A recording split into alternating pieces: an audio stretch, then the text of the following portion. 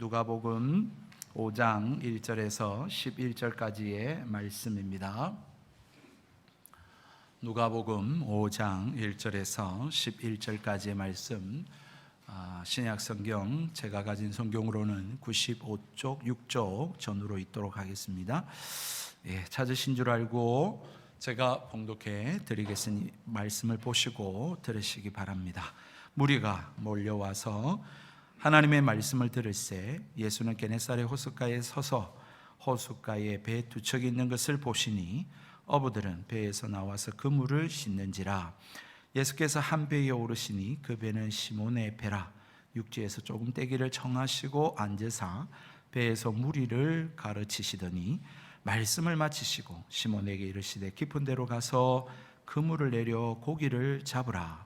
시몬이 대답하여 이르되 선생님, 우리들이 밤이 새도록 수고하였으되 잡은 것이 없지만은 말씀에 의지하여 내가 그물을 내리다 하고, 그렇게 하니 고기를 잡은 것이 심히 많아 그물이 찢어지는지라.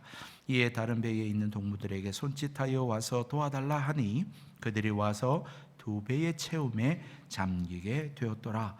시몬 베드로가 이를 보고 예수의 무릎 아래에 엎드려 이르되 주여, 나를 떠나소서, 나는 죄인이로소이다 하니, 이는 자기 및 자기와 함께 있는 모든 사람이 고기 잡힌 것으로 말미암아 놀라고 세베대의 아들로서 시몬의 동업자인 야고보와 요한도 놀랐음이라.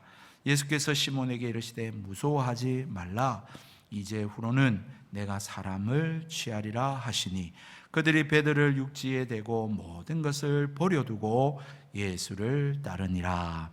아멘. 좌우에 인사하고 말씀 생각하겠습니다. 하나님은 살아계십니다. 하나님은 당신을 사랑하십니다. 오늘도 하나님의 은혜가 있기를 바랍니다. 세상 논란의 중심이 되어 있는 예수 그리스도, 그분에 대한 많은 사람들의 반응은 다양하게 여러 가지로 나타납니다.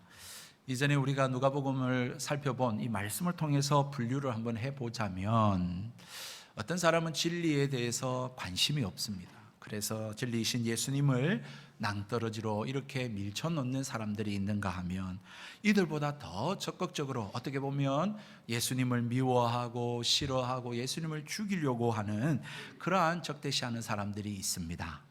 이런 분류와는 또 다르게 조금 더 나은 태도를 가진 사람들도 있지요. 예수님의 권위의 가르침, 그것을 들으려고 호기심을 가지고 그렇게 예수님을 따르는 사람들, 또 더 나아가서는 예수님의 그 놀라운 기적들을 한번 보고 또 맛보고 또 자기에게 어떻게 보면 직접적인 그러한 체험, 치유의 은혜를 바라는 그러한 사람들도 있을 것입니다. 이렇게 예수님에 대해서 부정적인 사람들이 지배적이지만 그런 사람들이 있는가 하면, 또한 어떤 다른 이유와 목적으로 그렇게 예수님에 대해서 호의적인 반응을 보이는 사람들도 있습니다. 우리가 사는 현대도 이와 비슷합니다.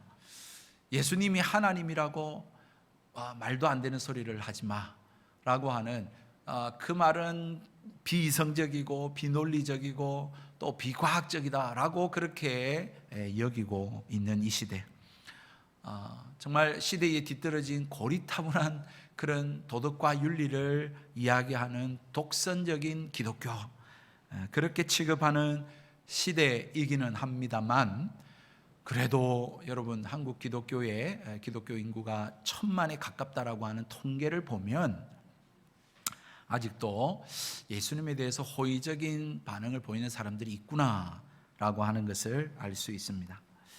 그런데 문제는 하나님의 시선과 하나님의 은혜가 누구에게 있느냐라고 하는 것이 중요한 문제이겠죠. 오늘 성경에서도 예수님 당시에 수많은 사람들이 예수님을 따르고 쫓고 있었다라고 성경은 말씀을 하고 있습니다. 오늘 1절에 보니까 무리가 몰려와서 하나님의 말씀을 들을세라고 이야기하죠.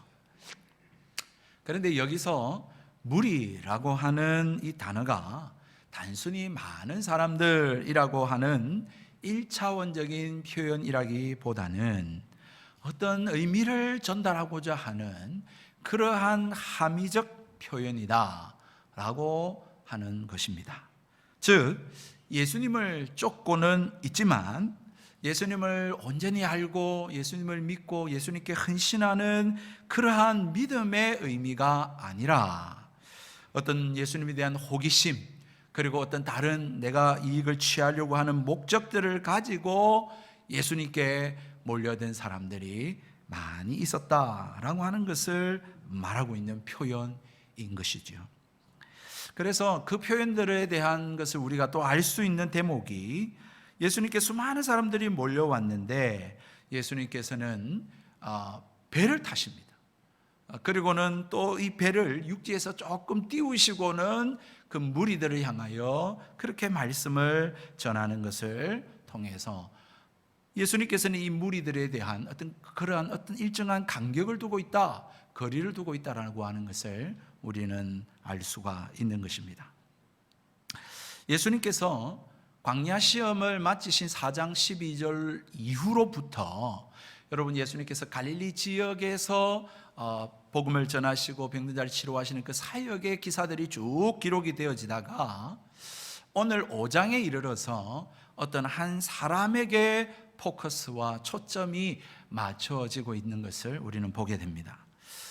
여러분 누가복음에서 실명을 거론하면서 또한 지면을 할애하면서 어떤 한 개인에 대해서 서술하고 있는 것은 세례 요한 이후에 지금 베드로가 여러분 처음, 그러니까 두 번째로 등장하는 인물이다라고 하는 것에 우리는 주목해 보아야 합니다. 여러분 마태복음에도 그리고 마가복음에도 베드로와 또한 제자들을 부르신 사건에 대해서 성경에 기록이 되어져 있습니다만 이 누가복음처럼 이 베드로에게 초점을 맞추고 베드로가 예수님을 만나게 되고 쫓게 된 그 사건을 이렇게 자세하게 기록한 성경은 누가복음밖에 없다라고 하는 사실이죠. 이 사실 앞에 우리는 질문을 던져야 하는 것이 마땅합니다. 왜 예수님을 따르는 많은 무리들이 있었는데 왜 지금 한 사람에게 초점을 맞추고 성경이 기록되어 있는가? 또한 예수님의 다른 제자들도 있는데 왜 베드로에게 오늘 초점을 맞추고 베드로의 이 제자됨에 대한 사건을 기록해 놓고 있는가라고 하는 것에 대한 질문을 던져야 한다는 것입니다. 거기에 오늘 본문에 대한 말씀의 핵심이 거기에 담겨져 있습니다.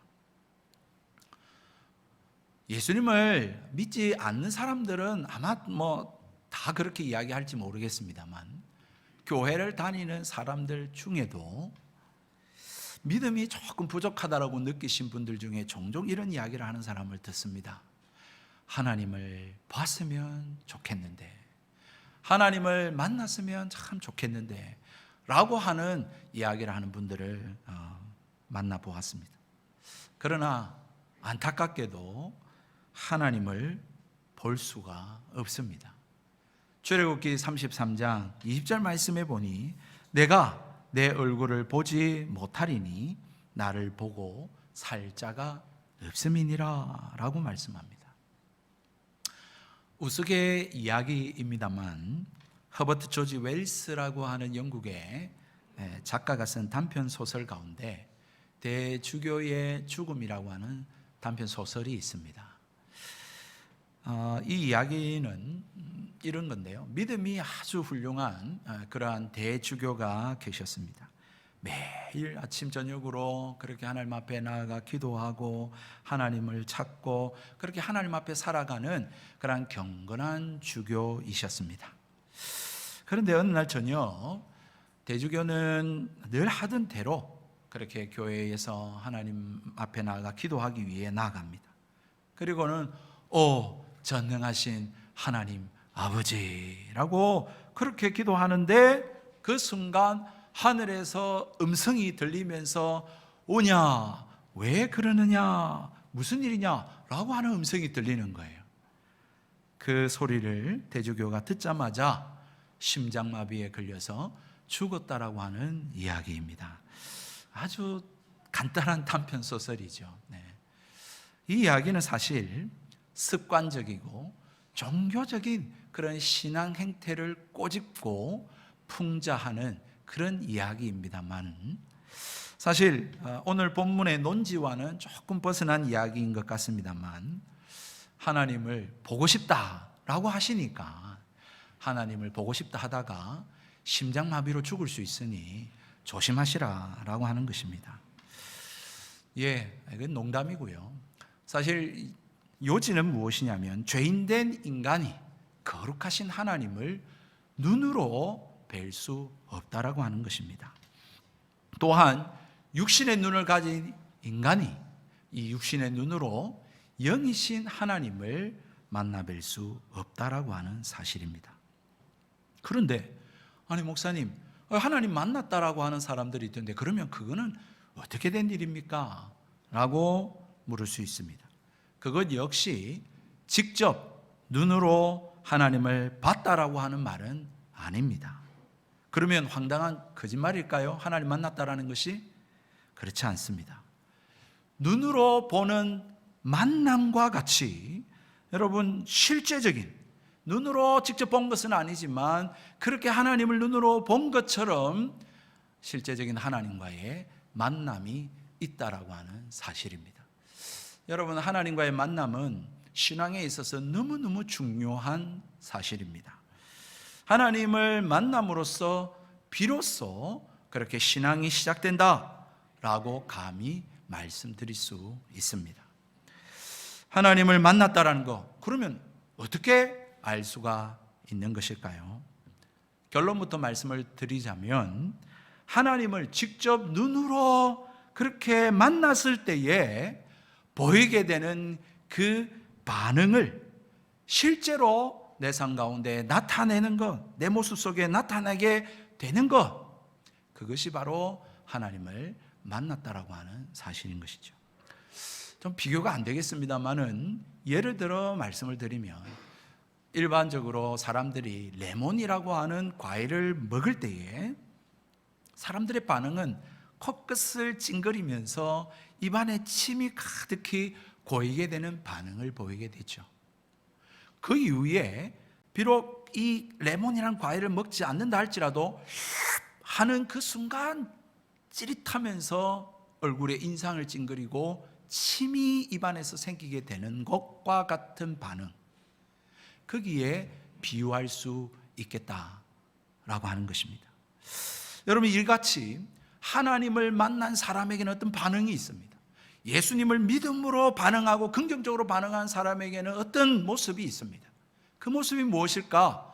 오늘 베드로를 통해서, 예수님을 만난 이 베드로를 통해서 그 샘플, 그 모형을 보여주고 있다라고 하는 사실인 것이죠.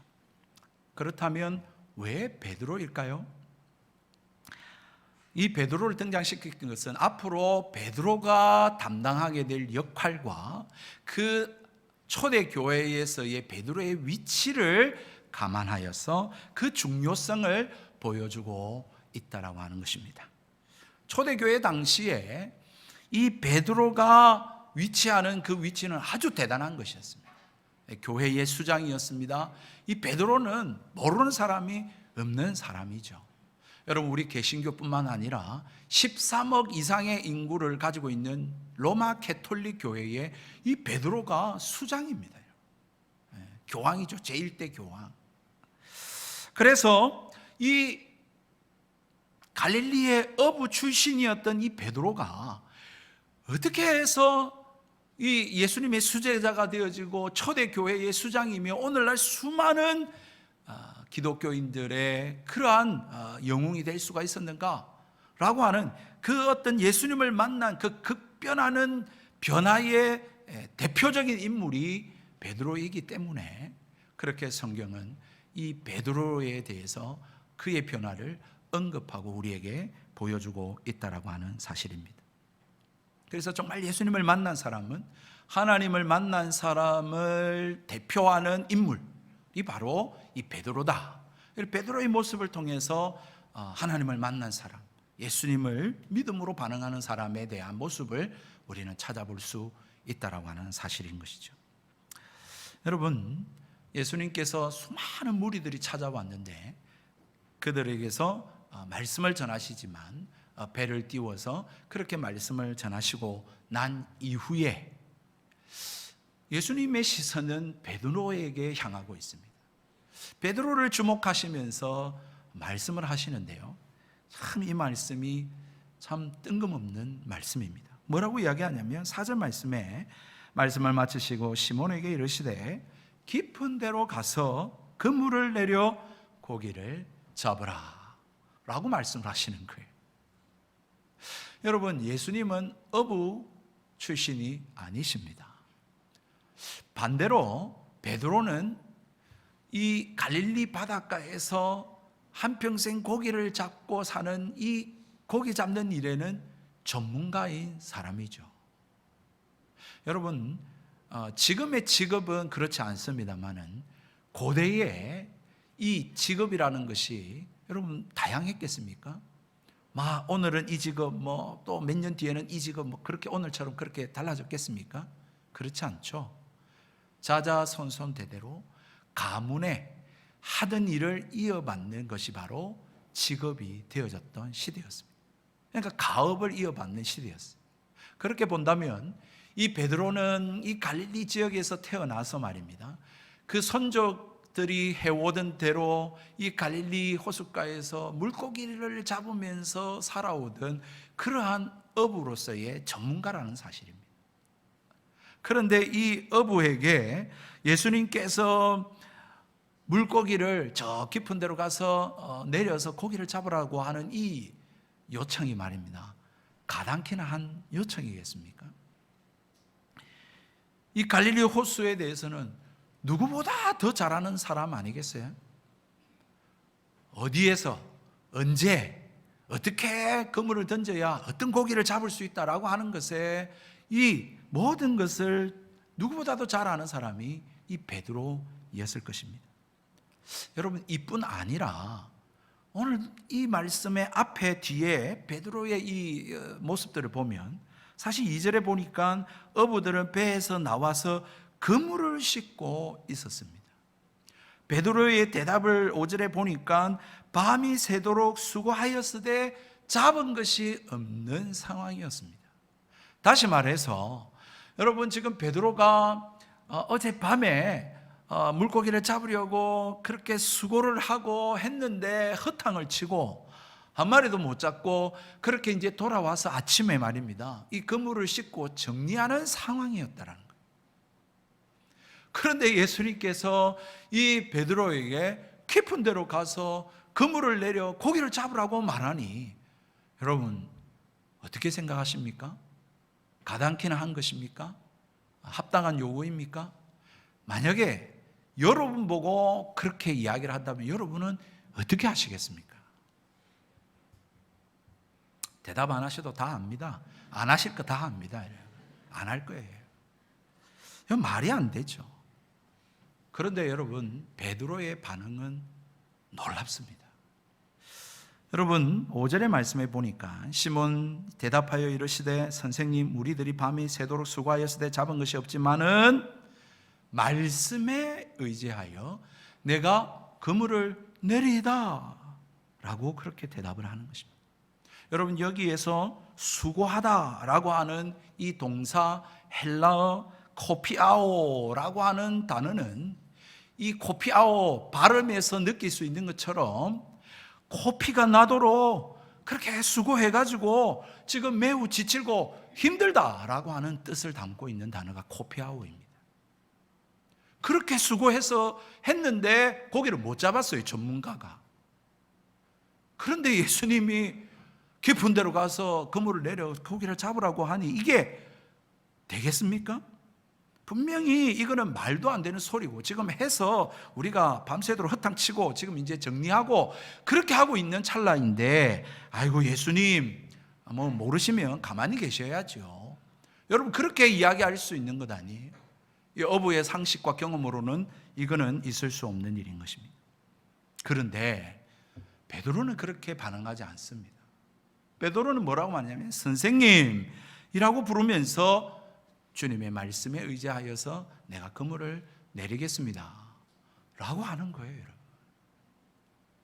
베드로가 예수님에 대한 긍정적인 태도를 보인 부분은 다른 부분에서도 우리가 좀 찾아볼 수가 있는데요.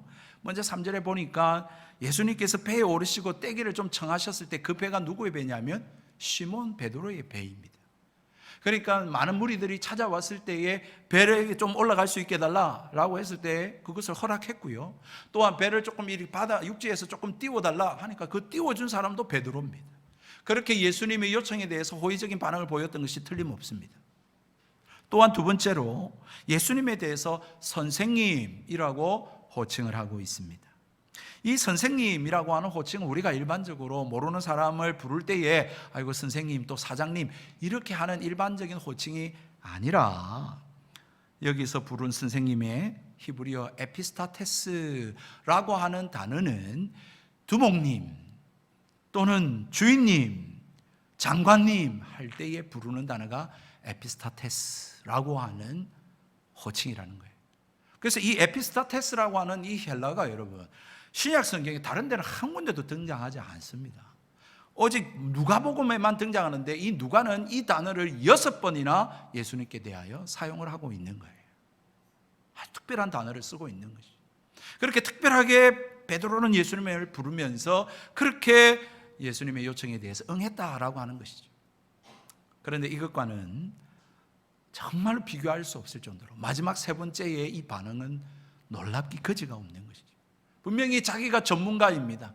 자기는 이 갈릴리에서 자랐고 고기 잡는 것에 대해서 여러분 이건 전문가 이 프로입니다. 그럼에도 불구하고 뭐라고 이야기하고 있습니까? 주님의 말씀에 내가 순종해서 내가 어저께 허탕쳤지만 그래서 정리하고 있지만 쉬고 싶지만 그러나 주님이 말씀하시니까 선생님 말씀하시니까 그 말씀에 내가 순종하겠습니다 라고 하는 반응을 보이고 있다라고 하는 것입니다. 하나님을 만난 사람, 예수님을 구주로 믿음으로 반응하는 사람은 바로 이러한 모습을 보인다라고 하는 것을 말하고 있는 것이죠. 저는 이러한 신앙의 모습을 그럼에도 불구하고의 신앙이다 라고 저는 그렇게 표현하고 싶어요. 다른 성경의 표현을 정확하게 빌려서 말씀드린다면 자기를 부인하고 제 십자가를 지고 예수님을 따르는 삶이 바로 예수님을 만나고 하나님을 만난 사람의 모습이고 반응이라고 하는 사실인 것입니다. 여러분 분명히 하나님 앞에 이 믿음을 가지고 자기를 온전히 맡기고 있는 거예요. 하나님 앞에 자신을 온전히 던지고 있는 거예요. 그래서 하나님 알아서 하십시오. 책임주십시오. 나는 온전히 순종하겠습니다 라고 하는 것, 여러분 이런 자에게 하나님의 은혜가 임하고 하나님의 구원의 역사가 이루어진다라고 하는 사실인 것이죠. 내 상식적으로는 말이 안 됩니다. 내 경험과 내 지식과 내 생각과 내 생각에는 이것이 말도 안 되는 일이고 논리적이지도 않고 합리적이지도 않고 분명히 이렇게 하면 내가 힘들고 손해보고 억울하고 죽을 것 같은 일일 것이 틀림없지만 그럼에도 하나님이 말씀하시니까 내 자신을 쳐서 복종하고 나를 죽이고 주님의 말씀에 순종하며 살겠습니다 라고 하는 것이 바로 하나님을 만난 참된 그리스도인의 모습이라고 하는 사실이죠. 이러한 은혜가 저와 여러분에게 임하게 되기를 축복합니다. 여러분 두 번째 모습은 더 놀랍습니다. 여러분 베드로가 주님의 말씀에 의지하여 그물을 내리는 것도 놀라운 일이지만 더 놀라운 일이 벌어집니다. 그 6절 7절의 말씀인데요. 그렇게 하니까 고기를 잡은 것이 심히 많아 그물이 찢어지는지라. 이에 다른 배에 있는 동물들에게 손짓을 하여 도와달라니 그들이 와서 두 배의 채움에 잠기게 되었더라. 여러분 하나님의 놀라운 역사가 일어났습니다. 하나님의 놀라운 기적과 축복의 역사가 일어났습니다. 이런 은혜가 저와 여러분에게 임하기를 바랍니다. 그런데 여러분 그게 지금 핵심이 아니고 여러분 그 뒤에 베드로의 반응이 놀랍다라는 것이죠. 여러분 보통 이러한 대박이 여러분들에게 주어지면 소위 여러분 로또 1등에 당첨되었으면 여러분 반응은 어떻겠습니까? 보통 일반적인 사람들은 기쁘죠. 환호성을 지르죠. 그리고 말입니다. 그 기쁨에 도취되어 가지고 사람들을 불러다가 잔치를 하든지 여러분 그렇게 하지 않겠냐라는 것이죠. 여러분 지금 만선을 이루었습니다. 자기 생에 한 번도 아마 경험해 보지 못한 전무후무한 일일런지 모르겠습니다. 그런데 여러분, 보통 사람들 같으면 이 기쁨에 도취되어 가지고 물고기를 가지고 육지를 가져와 가지고 막 이 즐거움에 만끽하느라고 정신이 없을 텐데, 아니면 예수님을 붙들고 예수님 정말 감사합니다, 예수님 집에 가십시다 해가지고 집에서 음식을 차리고 잔치를 벌렸을는지 모르겠는데, 여러분, 베드로는 그렇게 하지 않는 것입니다. 그럼 베드로가 어떻게 행합니까? 8절 말씀입니다. 시몬 베드로가 이를 보고 예수의 무릎 아래 엎드려 이르되 주여 나를 떠나소서, 나는 죄인이로소이다. 여러분, 너무 놀랍지 않습니까? 지금 일반 사람들 같으면 여러분 지금 기쁨에 도취되고 그것을 만끽하기 위해서 정신이 없을 텐데, 베드로는 그 일어난 대박, 그 기적의 사건에 주목하고 있는 것이 아니라 그 일을 행하시고 이루신 예수님께 시선을 맞추고, 저분이 도대체 누구인가? 어떻게 해서 이런 일이 일어날 수 있는가? 라고 하는 그 신적인 능력을 경험하고 느끼고 깨닫게 되어졌다라고 하는 것입니다. 저분이 보통 분이 아니구나, 범상치 않는 분이구나, 저분에게 신적인 능력이 느껴지는구나 라고 하는 자각을 하게 되어지고, 그리고는 그 예수님 앞에 두려움을 느끼게 되어졌다라고 하는 사실인 것입니다. 왜, 여러분 살다 보면 이런 일들 혹시 경험해 보신 적 있지 않습니까? 예전에 오래된 이야기입니다만 어떤 성도님이 저한테 이런 이야기를 하셨습니다. 이 성도님이 운전을 하고 이렇게 운행을 하고 계시는데 어떤 차가 자기 앞에 탁 끼어들기를 위험스럽게 하면서 또 빠져나가서 또 다른 차를 이렇게 추월하고 하면서 막 이렇게 난폭 운전을 하는 것을 보게 된 거예요. 그러면서 속으로 말입니다. 에이구, 저 사람 타이에 펑크나 나라 라고 하는 말을 했대요. 그런데 여러분, 아니나 다를까 조금 가다 보니까 이 차가 갓길로 가더니 타이에 펑크 나 있는 것을 보게 된 거예요. 여러분 어떻겠습니까? 아이고 잘됐다 라고 하는 기쁨도 잠시 소름이 돋아 오르더랍니다. 섬뜩함을 느꼈답니다. 내가 말을 잘해야 되겠구나, 이 말하는 대로 이렇게 되는 일들을 경험하면서 자기가 소름이 끼치고 섬뜩함을 느낀 적이 있었다라고 하는 이야기를 하는 것을 들었습니다. 여러분, 이 지금 베드로가 느낀 것이 바로 그런 것이죠. 지금 놀라운 일을, 내 생에 한 번도 일어난 일을, 이 기적과 같은 일을, 내가 전문가인데 이런 일이 있을 수가 없는데 일어난 일을 경험한 거예요. 그 일에 자기가 지금 만끽하고 흠뻑 빠져 있는 것이 아니라 그 이루신 예수님께 주목하면서 그 앞에 엎드려서 두려워 떨며 그에게서 신적인 영험함을 느끼는 것을 오늘 우리는 보게 되는 것입니다. 그리고는 그가 뭐라고 고백합니까? 주여 나를 떠나십시오, 나는 죄인입니다 라고 하는 이야기를 합니다. 여기서 주여라고 하는 이 단어가 바로 여러분 신을 부를 때에, 그리고 황제나 왕을 호칭할 때에 부르는 퀴리오스라고 하는 단어를 사용하고 있습니다.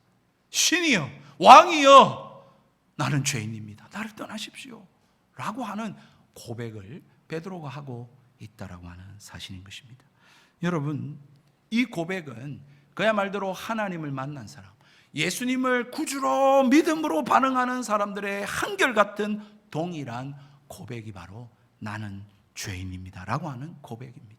성경 어디에 여러분 찾아보십시오. 하나님의 사람들이 모두 다 하나님을 만났을 때 엎드려서 두려워 떨며 하나님 나는 죄인입니다 라고 하는 고백을 하는 것을 보게 되는 것이죠. 하나님을 만난 사람의 제일 먼저 여러분 확인할 수 있는 반응이 바로 이 자기의 죄인됨에 대한 고백이라고 하는 사실입니다. 내가 하나님 앞에서 죄인된 자다라고 하는 이 자각과 이 인식이 없다면 죄송하지만 결코 그는 하나님을 만난 사람이 아닌 것입니다. 과거에 저는 이 교회에서 맨날 죄인이라고 하는데 내가 아무리 생각해봐도 내가 죄인이다라고 할 만큼 지은 죄가 없는 것입니다. 기껏 해봐야 거짓말 좀 하고 좀 싸우기도 하고 다투고 또 남의 물건에 좀 탐심을 가진 것, 여러분 그 정도인데요, 그때는 몰랐습니다. 내 마음속에 참 그것도 여러분 거짓말하고 이것도 마음을 막 졸이고 두근거리게 하긴 했습니다만 내 안에 그보다 더 끔찍한 죄가 내 안에 도사리고 있다라고 하는 사실을 알지 못했습니다. 그러나 하나님을 만나고 난 이후에 내 안에 스스로 내가 어떻게 통제할 수 없고 또 내가 지워버릴 수도 없고 내가 해결할 수도 없는 그러한 소위 무의식 속에 잠재되어 있는 이 무시무시한 이 독버섯이 내 안에 자리 잡고 있다는 사실을 깨닫게 된 것이죠. 예수님을 만나고 내 안에 보니까 내 안에 여러분 끔찍한 범죄자가 있더라고요. 연쇄 살인마가 내 안에 있더라고요. 가정 파괴범이 내 안에 있었어요. 페류나가 내 안에 있었고 성범죄자가 내 안에 있었고 철저하게 자기밖에 모르는 그러한 스크루지와 이 놀부 같은 그러한 내 자신이 내 안에 있다라고 하는 사실을 저는 발견하게 되어졌습니다. 이러한 내 자신을 볼 때에 발견했을 때 하나님 앞에 나는 용서받을 수 없고 정말 심판받아 죽어 저 지옥불에 던져질 수밖에 없는 죄인이구나 라고 하는 사실을 몸서리게 깨닫게 되어진 것이죠. 그래서 회개하게 되어졌고 예수님을 영접하게 되어졌고 그로 인하여서 내 자신에 대한 자아의 인식이 완전히 전환되는 그러한 계기를 경험하게 되어졌습니다. 1559년 존 칼빈이 쓴 기독교 강요가 있습니다. 최종 증보판이 있는데요. 그 기독교 강요 제1장 제1권에 하나님에 관한 지식과 우리에 관한 지식에 대한 관계를 서술하고 있습니다. 자신을 알지 못하고서는 하나님을 알 수 없다. 또한 하나님을 알지 못하고는 자신을 알지 못한다라고 그렇게 선언하며 시작합니다. 여러분, 어느 것이 먼저인지 또 어느 것으로 인해서 또 다른 그 지식이 산출되는지는 정확하게 알 수가 없습니다. 그러나 우리 인간이 태어나면서 우리가 스스로 만든 것이 하나도 없는 이 자연적 현실 앞에 우리가 생각해 보면 먼저 우리 자신이 누구인지 알지 못한다면 우리는 전혀 하나님을 알 수가 없다라고 하는 것이 맞을 것입니다. 여러분, 저는 제가 태어나고 싶어서 태어난 것이 아니었습니다. 저는 대한민국에 태어나고 싶지 않았습니다. 저는 남자로 태어나기보다 여자가 태어난 게 좀 더 좋지 않을까 한번 생각해 본 적이 있습니다. 제 모습이 그렇게 썩 제 마음에 들지 않습니다. 이렇듯 제가 선택하거나 제가 결정해서 이 세상의 삶을 저는 그렇게 주어지고 살아오고 있지 않습니다. 그런 측면에서 보면 우리 인간이 우리 자신을 먼저 자각하지 않고서는 하나님을 알 수가 없다라고 하는 것이죠. 그래서 하나님께서는 인간이 자기 자신을 자각하고 인식할 수 있도록 하나님께서는 이 세상을 살아가는 인간에게 이 자연적인 것을 통해서 자신을 알 수 있도록 해 주셨습니다. 여러분, 특별히 말입니다. 인간이 범죄함으로 말미암아 처하게 된 이 비참한 현실로 말미암아서 인간은 하늘을 쳐다보게 되어졌죠. 여러분, 그래서 여러분 굶주림, 배고픔, 아픔, 슬픔, 고통, 여러분 이러한 이 인간의 연약함들을 통해서 인간은 자기의 결함과 한계를 느끼게 되고 뿐만 아니라 그 죽음의 공포, 죽음에 대한 두려움을 통해서 인간의 겸손을 배우도록 하나님께서 그렇게 만드시고 있다는 것입니다. 다시 말해서 하나님께서는 이 인간의 한계를 통해서 인간의 자신의 어떤 그 불행을 의식함으로 말미암아 자극을 받음으로 말미암아 내가 누구인지 알고 내가 아닌 더 나은 삶 그리고 그 대상을 찾게 만들어 주셨다라고 하는 사실입니다. 여러분, 그래서 인간이 자신의 무지 그리고 허무함 그리고 가난함, 배고픔, 고통, 아픔, 질병 이것을 통해서 이것보다 더 나은 선 그리고 평안, 안식, 건강함, 온전함, 행복함, 그런 것을 추구할 수 있도록 그렇게 하나님께서는 우리에게 자료를 제공하고 있다라고 하는 사실인 것이죠. 그런데 문제는 사람들이 자기를 인식하지 못하는 데서 문제가 생겨나게 되는 것입니다. 다시 말해서 자신의 재능을 만족합니다. 그래서 내가 할 수 있어, 나는 극복할 수 있어 라고 생각하고, 또한 지금 우리 현실에 지금 실제적으로 처해 있는 그 고통과 아픔의 처지를 알지 못하거나 또는 인정하기 싫어하거나 또는 그것을 잊어버리고 있는 한 인간은 결코 자신을 알 수도 없을 뿐더러 하나님을 만날 수가 없다라고 하는 사실인 것입니다. 인간은요, 자신의 그 한계, 아픔, 불의, 더러움, 어리석음, 무지함, 불견함을 스스로 어떤 일들을 통해서 스스로 확신하기 전에는 인간은 어떻게 생각하냐면, 나는 항상 의롭고 나는 괜찮은 사람이고 나는 할 수 있고 나는 현명하다, 나는 괜찮다라고 생각을 한다라고 하는 사실인 것입니다. 그래서 내가 뭔 잘못을 했나 그렇게 생각을 합니다. 이런 것을 통해 볼 때에 우리는 우리 자신을 잘 안다라고 생각하지만 사실은 모르는 것이죠. 자신을 안다고 할지라도 그 아는 부분이 일부분일 뿐이며 또한 오랜 많은 시간을 요한다라고 하는 사실입니다. 여러분, 두 굴뚝 청소부가 있었습니다.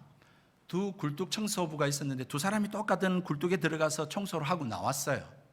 그런데 한 사람은 얼굴에 검은 때가 묻었고 또 한 사람은 얼굴이 깨끗한 채 나왔어요. 여러분, 두 사람 중에 누가 얼굴을 씻었을까요? 얼굴이 깨끗한 사람이 얼굴을 씻었습니다. 왜냐하면 자기와 똑같은 장소에서 청소를 했던 동료의 얼굴을 보니까 얼굴이 검은 것이 묻어 있는 거예요. 그래서 자기도 묻은 줄 알고 씻었습니다.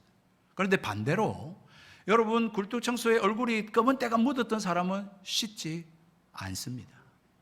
왜냐하면 같이 청소했던 동료가 얼굴이 깨끗하거든요. 그러니까 자기도 깨끗한 줄 아는 것이죠. 여러분, 우리가 하나님을 만나지 않는다면 여러분, 우리의 죄인됨을 깨달을 수가 없다라고 하는 사실입니다. 하나님 만나는 은혜가 임하길 주의 이름으로 축복합니다. 그때에서야 비로소 내가 누구인지를 알게 됩니다. 그렇게 내가 죄인임을 알게 될 때에 하나님 앞에 회개할 수밖에 없고 하나님을 붙들 수밖에 없고, 그때에서야 비로소 하나님의 그 크시고 무한하신 사랑을 체험할 수 있게 되는 것입니다. 하나님이 우리를 사랑하신다 말로만 그러지 말고, 아니요, 여러분, 말로만 하시지 않으셨습니다. 하나님이 우리를 얼마나 사랑하신 그 사랑을 보여주셨는데, 그 사랑이 뭐냐면 독생자 예수 그리스도를 십자가에 내어주시기까지 우리를 사랑하시는 것입니다. 하나님의 그 크신 사랑을 어떻게 확인할 수 있냐면 그 예수 그리스도를 통해서 우리의 이 죄를 씻으시고 하나님의 자녀가 되어지고 저 천국의 백성이 되게 하시는 것이 바로 하나님의 그 크신 사랑이라고 하는 사실인 것입니다. 그러므로 죄사함과 구원의 감격이 있는 사람은 하나님을 만난 사람입니다. 이 죄사함과 이 구원의 감격이 라고 하는 것이 우리가 죄인되고 하나님의 은혜가 아니면 살 수 없다라고 하는 그러한 자가 아니면 결코 맛볼 수 없는 은혜라고 하는 사실인 것이죠. 여러분, 그렇지 않습니까? 이것이 나의 간증이요, 이것이 나의 찬송일세 라고 하면서 그렇게 사는 사람이 진짜 예수 만난 사람이고 하나님 만난 사람입니다. 여러분, 그런 사람이 여러분 삶이 어떻게 그대로일 수 있겠습니까? 그대로일 수가 없는 거예요. 여러분, 굳이 다른 이야기를 안 해도 돼요.